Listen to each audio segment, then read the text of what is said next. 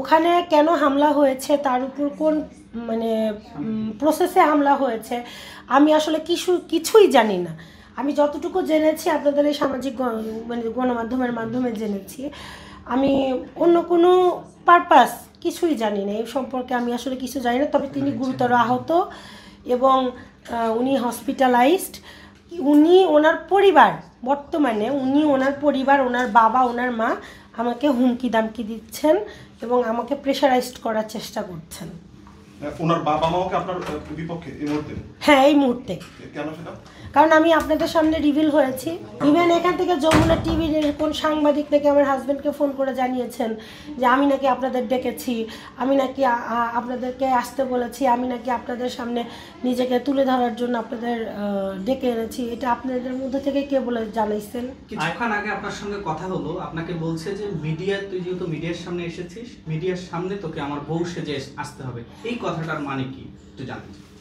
এই কথাটার মানে হচ্ছে তিনি আমাকে বোঝাতে চেয়েছেন যে তুই মিডিয়ার সামনে এসে যখন প্রকাশ করেছিস যে তুই আমার বউ, তাহলে তুই আজ থেকে মিডিয়ার বউ হয়ে থাকবে, আমার সাথে তোর স্ত্রী হিসাবে সংসার করার কোনো দরকার নাই। আর আপনার শাশুড়ি যে আপনাকে বারবার বলতেছে কেন মিডিয়ার সামনে এলে, লোকটা আগে সুস্থ কেন? কারণ তারা ভাবছে যে আমি যখন মানে আমাকে যখন আপনারা রিভিল করবেন, তখন তার আইনি প্রক্রিয়ায় মানে ওই ঘটনার প্রেক্ষিতে আইনি প্রক্রিয়ায় কোনো জটিলতা দেখা দিতে পারে। আপনার সংসার ভাঙলো ওই নারী, সেক্ষেত্রে কি পদক্ষেপ নেবেন? পদক্ষেপ নিব হচ্ছে আমি আইনের সহায়তা চাই আপনাদের মাধ্যমে। আমি চাই মানে আইনি প্রক্রিয়া যেন একটা সুষ্ঠু বিচার হয়, এটাই। বাচ্চাদের ভবিষ্যৎ কি হবে? বাচ্চাদের ভবিষ্যতেও আমি চাই এই আইনি প্রক্রিয়ার দ্বারা সুষ্ঠুভাবে তাদের ভবিষ্যৎ সুনিশ্চিত হোক। ওই নারীকে ছেড়ে যদি আবার আপনার কাছে ফিরে আসে, তাহলে আপনারা সংসার করবেন কিনা একসাথে? হ্যাঁ, অবশ্যই। কোনো মেয়ে চায় না যে তার সংসার ভেঙে যাক। আমি এখনো চাচ্ছি না যে সে আমাকে ছেড়ে চলে যাক। আমি এখনো চাই তিনি আমার সাথে, আমার সন্তানদের সাথে সুন্দর সুখের সংসার করুক। কিন্তু তিনি তার যে ভাষ্য, তাতে তিনি আমার চেহারাই দেখতে চাচ্ছেন না। আপনারা তো নিজের কানেই শুনলেন। তাহলে এক্ষেত্রে করণীয় কি আপনারাই বলেন আমাকে। আপনি তো তার স্ত্রী। বিগত সময়ে এই নারী ছাড়াও অন্য কোনো নারীর সংস্পর্শে বা কোনো নারীর সঙ্গে তার সম্পর্ক ছিল কিনা? থাকতেও পারে, এটা আমি এখন যেহেতু দেখিনি, আমি জানি না, বলতে পারছি না।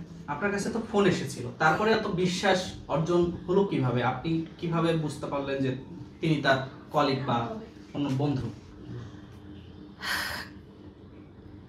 আমি যখন ওনাকে বলি যে আপনি ওনার সাথে আপনার কী সম্পর্ক, বা আপনি ওনার সাথে বা যদি কোনো সম্পর্কে আগান যে মানে ওখান থেকে ফিরে আসেন, তখন উনি আমাকে বলেছিল উনি তার কলিগ। আপনাদের সংসার জীবনটা কেমন কাটছিল যদি একটু জানাতেন? আমাদের সংসারটা ভালোই কাটছিল, কিন্তু কিছুদিন হলো মানে সংসার এলোমেলো হয়ে গেছে। কারণটা কি এলোমেলো হওয়ার কারণটা কি? এলোমেলো হয়ে গেল কারণ যখন তৃতীয় পক্ষ আপনার মধ্যে ইনভলভ হবে, তখন স্বাভাবিকতই আপনার মানে মনের পরিবর্তন আসবে। মানে শাসাচ্ছেন আমি যেন এই বাসা থেকে আপসে বের হয়ে যাই, কিন্তু আমার সেরকম অ্যাবিলিটি নাই। আমি দুটো সন্তান নিয়ে কোথায় যাব? আচ্ছা, কোথায় যাব? আর আমার সন্তানের বয়স 5 বছর আর 4 বছর। তো আমি এই দুটো সন্তান নিয়ে কোথায় যাব? আমি আপনাদের পাশে রেখে আমি আইনের মাধ্যমে যেতে চাচ্ছি। আপনার আইনের সাপোর্ট দেন আমাকে।